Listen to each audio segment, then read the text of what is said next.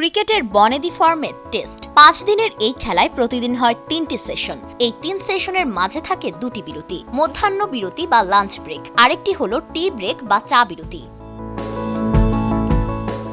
অনেকের মনে প্রশ্ন জাগতে পারে, এই বিরতিতে ক্রিকেটাররা কি খান? ইংল্যান্ড দলের top order batsman Ollie Pope এ বিষয়ে সমর্থকদের কিছুটা ধারণা দিয়েছেন।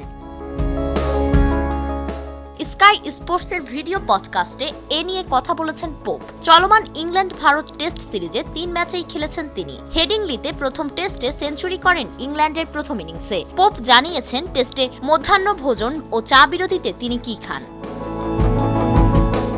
পোপ জানিয়েছেন বিরতির সময় কি খাবেন তা নির্ভর করে আসলে ব্যাটিংয়ে নামা না নামার উপর। মানে ব্যাটিং থেকে বিরতিতে এলে একরকম খাবার খান, আর ফিল্ডিংয়ে থাকলে মেনুটা পাল্টে যায়। পোপের ভাষায় সাধারণত মুরগি, মাছ কিংবা পাস্তার সঙ্গে স্টেক, শরীরে যতটা সম্ভব জ্বালানি সরবরাহের চেষ্টা করি। আমি ব্যাটিংয়ে থাকলে অবশ্য খুব বেশি খাবার খাই না, কিছু কারণে শরীর দরকারের বেশি খাবার নিতে চায় না। তিনি আরো বলেন, ব্যাটিংয়ে থাকলে সাধারণ প্রোটিন শেক ও কলা খাই। যদি সারাদিন ব্যাটিং করি তাহলে সারাদিনে প্রায় কিছুই খাওয়া হয় না, কারণ এত কিছু নিয়ে ব্যাটিং ব্যাপারটা কঠিন। তাই দিনের খেলা শেষে খাই।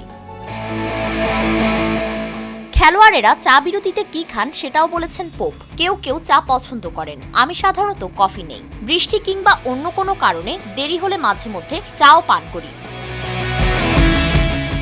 টেস্ট ক্রিকেটে এই চা বিরতির সময়টা খেলোয়াড়দের কাছে শুধু বিশ্রামের নয়, মানসিকভাবে গুছিয়ে নেওয়ার সুযোগ। দিন শেষ করার আগে নিজেদের দলীয় চূড়ান্ত আলোচনারও এটি শেষ সুযোগও বটে। তাই চায়ের কাপের পাশে কখনো থাকে গরম কফি, কখনো বা থাকে একটি কলা। মাঠের ভেতরে যুদ্ধের বাইরে এক চিমটি স্বস্তির মুহূর্ত। ফারিন রহমান প্রীতি, নয়া দিগন্ত।